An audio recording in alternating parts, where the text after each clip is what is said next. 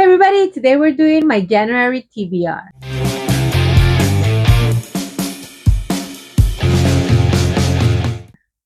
Hey everybody, my name is Sophie, the Bookish Floor. Welcome or welcome back to my channel. It's so good to see you. And if you're new here, thank you for being here. Thank you for joining me. Hopefully you'll be getting some good recommendation for your reading journey of 2026. So let's get started with the books that I'm planning on reading for January. So for January, I'm thinking of doing something a bit different. Last year was a little bit of a hit and miss when it came to my TBR. If you guys know me, you know that I used to follow the monthly heritage celebrations for the year. So, for example, in February is Black History Month. If in September is Hispanic Heritage Month, and so on and so forth. And I used to do that and look for authors with that background, stories with that background, and kind of mix my mood read with that. And I'm still gonna try and do that a little bit more, but definitely between that, with those specific themes, and then with a lot of health issues that I had last year, and just the simple chaotic thing that was 2025, it was really hard for me to do my reading because a lot of the times I was picking books that I didn't necessarily want to read, or books that were really heavy that I wasn't in the mood for or in the mental space to be reading that particular month. Even though I really wanted to read them, I just wasn't in the mental space to read them. So this year I'm gonna definitely go more by mood, although I still wanna continue to read diversely because it's incredibly important. I'm definitely gonna be going more by mood. And if my mood allows me to do a little bit more of a heavy reading, I'm gonna take advantage of that and do that reading at that time and not necessarily go via calendar, via specific dates because I might not be feeling like capable of doing that particular reading in that particular month. One of the things that I wanted to do this year in order to still diversify my reading but do it a little bit differently was diversify by genre. I still want to do that. I don't want to read the same genre because also when you read the same genre, you tend to read the same authors. So when you diversify the genre, you also tend to diversify the authors a little bit more. So I am gonna try to read a different genre book each month. So that is a way of diversifying my reading, at least for the month. So right now for January, because I do wanna start my year with a little bit more of a light reading, I wanted to go into this year really focusing on light reading, on happy reading. I'm just shifting my mindset.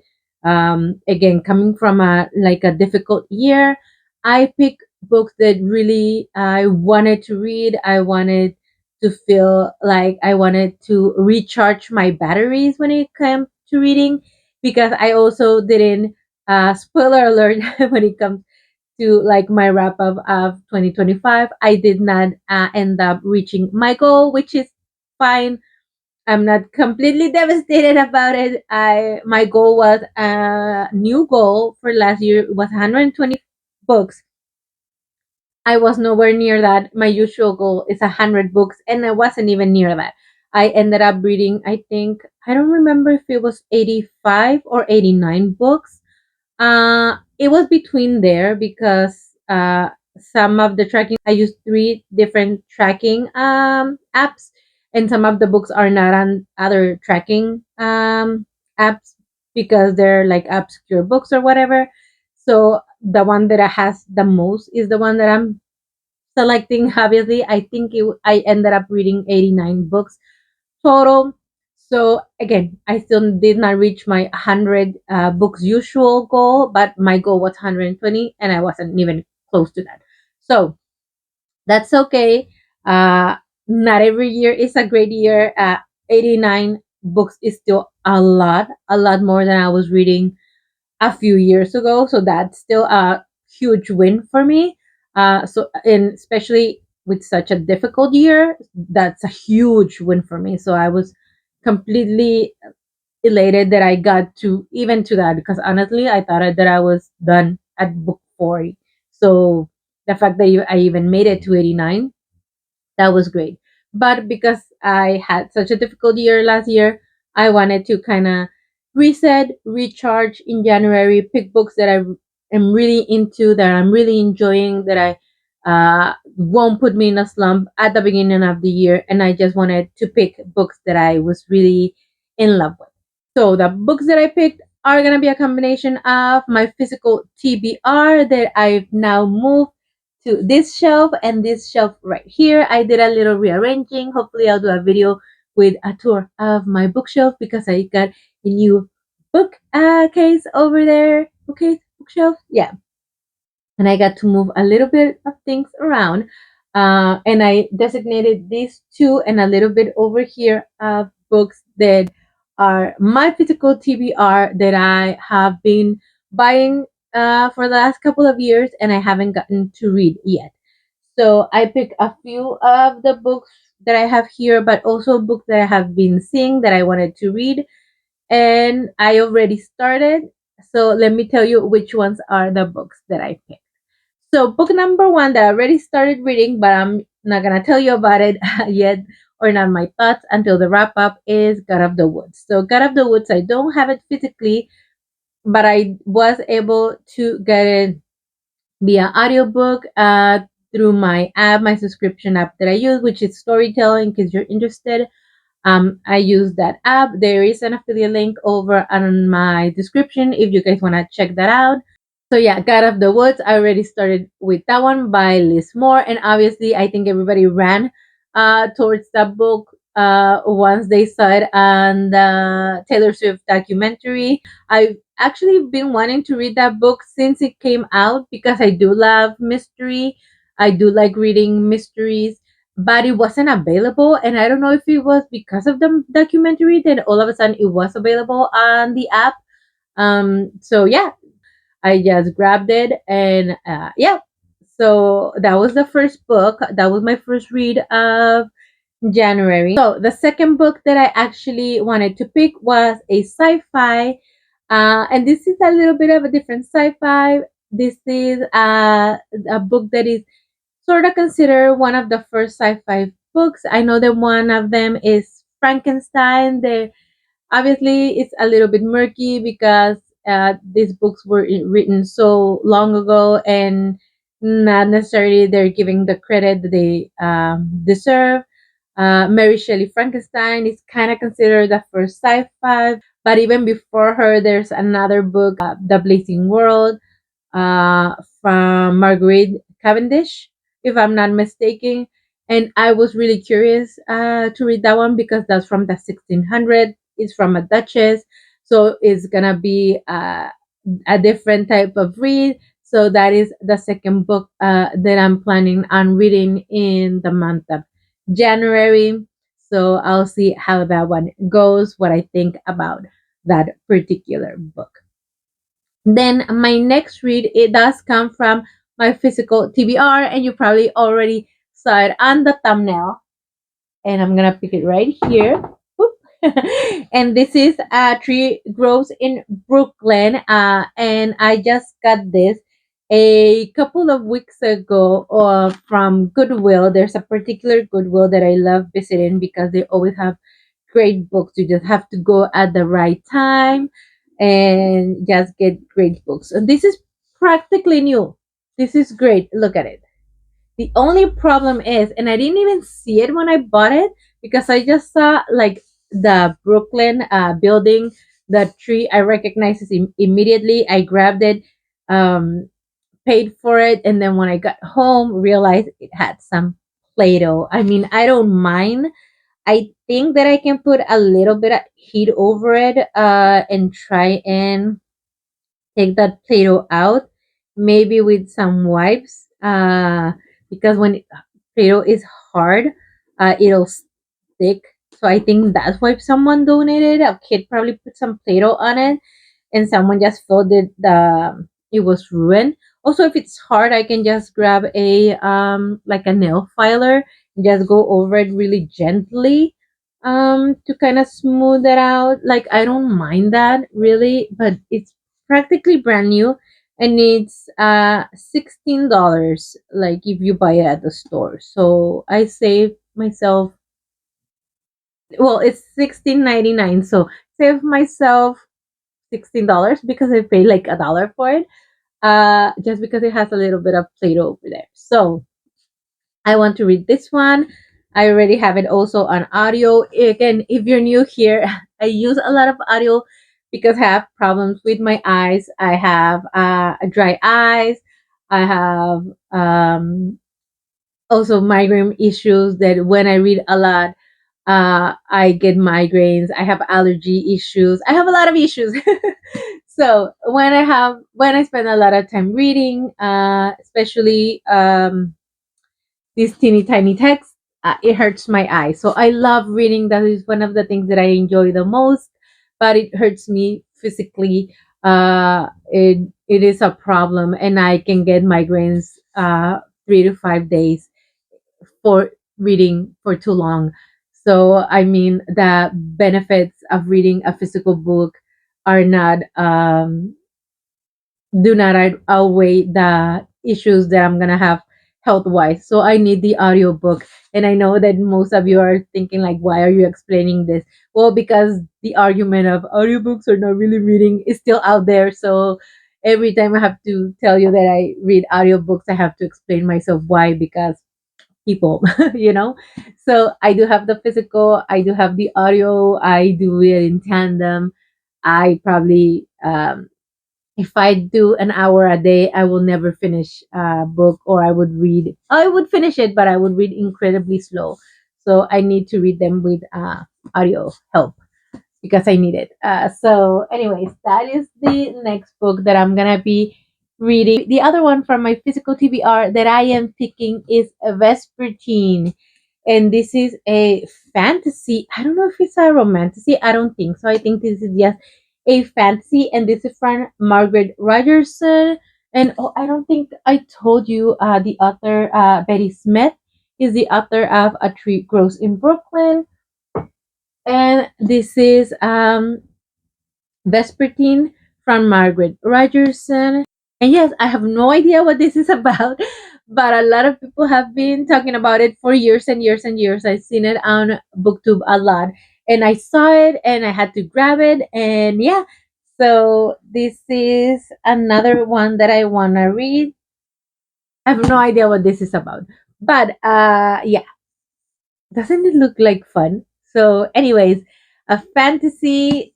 I'm all for a good time. I love fantasy. I think that before I became like a huge, like avid reader, like 100 books a year, I would read mostly fantasy and romance. That was like my main thing, like Regency romance or fantasy. Those were like the two main. Those were like my two main genres that I would read, and then obviously I diversify my reading a lot. And yeah, now I'm kind of going back a little bit to my roots of romance and fantasy. But yeah, I still love reading everything and anything. And but I'm really like last year I rediscovered those two genres, and I'm kind of going deep into them. Speaking of Regency and romance, the other book that I'm adding to my TBR is the third book on the Bridgerton series, An Offer from a Gentleman, which is the Benedict story. Because every year, or not every year, whenever the Bridgerton series season comes out, I try to read the book beforehand. I know the books are not great, so though be thinking that I'm like a huge fan of the books and I like love this. I like the series a lot. I think it's such a fun, good time. And the books, I know they're like they have a lot of issues, but I think it's fun to read the book before the series comes out.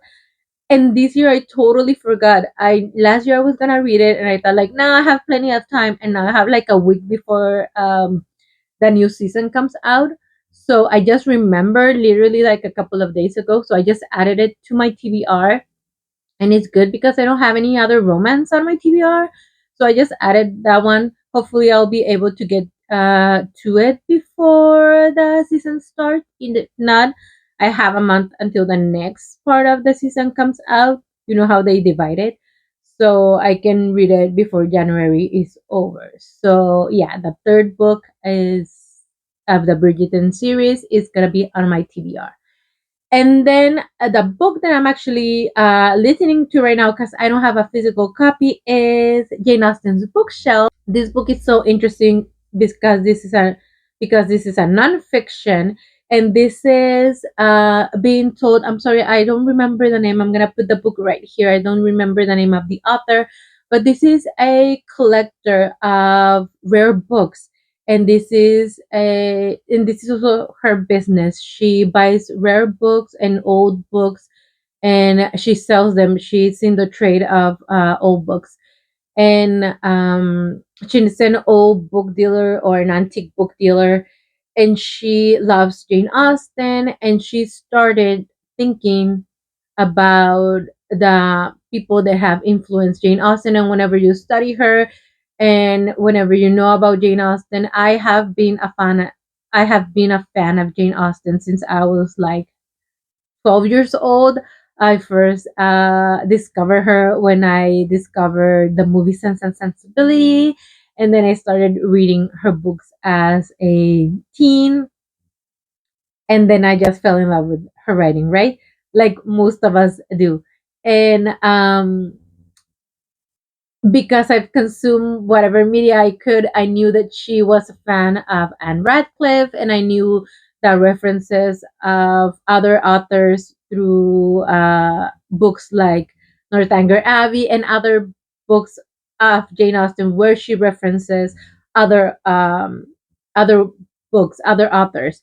However, when she talks about studying Jane Austen, she also talks about how a lot of the people that talk about her kind of forget about her time, what she has read, and they kind of talk about her, how other experts after her passing have talked about her, and how she could actually only be influenced by certain people, and how her expertise or her valued um, kind of comes about what other people, certain people of certain caliber think about her. And that's sort of how we also come to know certain things because certain people talk about them. So even now, if someone wins an award for X, Y, and Z, is because certain people think that they're good, right? But what about if other people think that they're good? Does that not place any value on them? So what she's doing is she's going back, she's referencing all of the books, all of the letters, different things that Jane Austen wrote, said. Uh, she's connecting the dots between conversations, letters, her own books, people from the time of Jane Austen, people before her time. What would she be reading? And that is exactly what the book is. It's Jane Austen's bookshelf. And what was she reading? What is referenced in the book that she wrote? Certain phrases, certain things that might be influenced from other stories that came before her. Uh, and that is very interesting because she talks about each of the authors and their stories, like their biography, and then the books that they wrote. So right now, I'm kind of going also through my own journey of learning about these authors, looking them up, and selecting books that I want to add to my TBR. And seeing who I'm interested in, seeing their own lives, obviously adding Anne Radcliffe and other people that I already knew about, but discovering people that I didn't even know about and have never heard of, and because they have kind of not are not popular anymore, and she even tells us why they're not popular anymore, how they kind of faded out of history and all that. And that's very interesting to also learn how some of them become more popular, how some of them kind of fade out of obscurity, or fade into obscurity. So yeah, that's very interesting. So that book is Jane Austen's Bookshelf. If you guys are interested in a nonfiction, and how people and how authors kind of become popular or unpopular, and how they place in history is really dictated not necessarily by their talent, but by how we remember them, and if we decide as a society to pay attention to them or not, which is kind of a shame because, again, not necessarily based on talent. So yeah, that's very interesting read.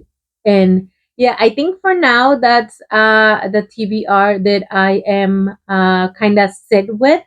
I think there's those are a few more than the one that I posted on Instagram. If you guys want to follow me, also on the description, I have all my social media.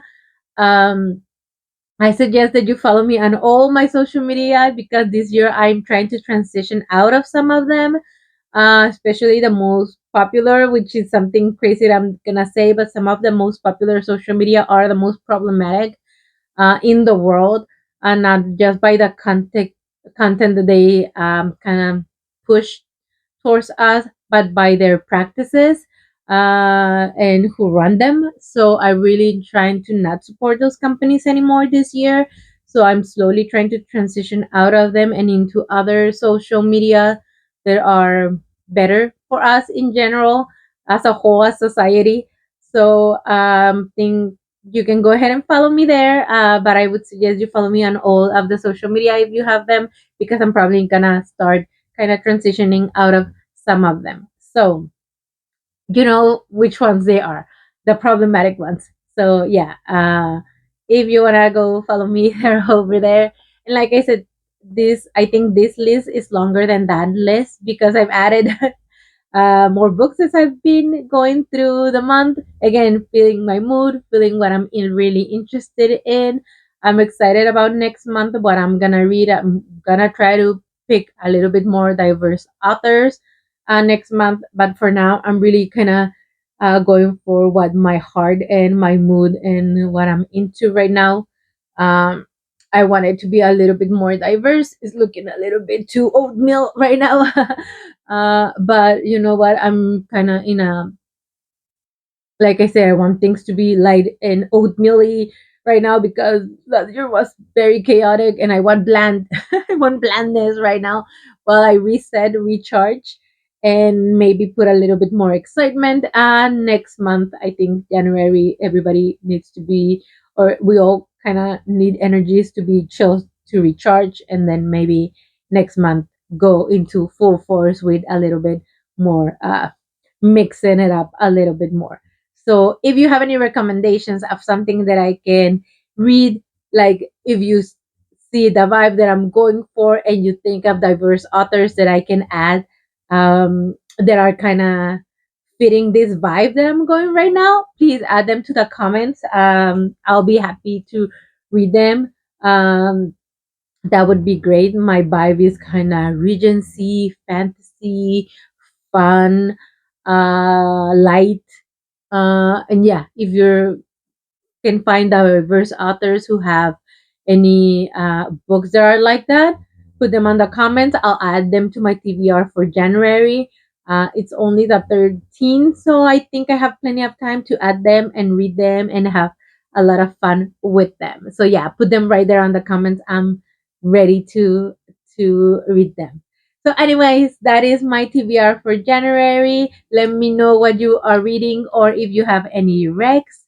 Thank you so much for watching. Remember to like, subscribe, do that bell thing so you can get notified whenever I upload any video. Remember to keep reading and keep blooming, and I'll see you on the next one. Bye.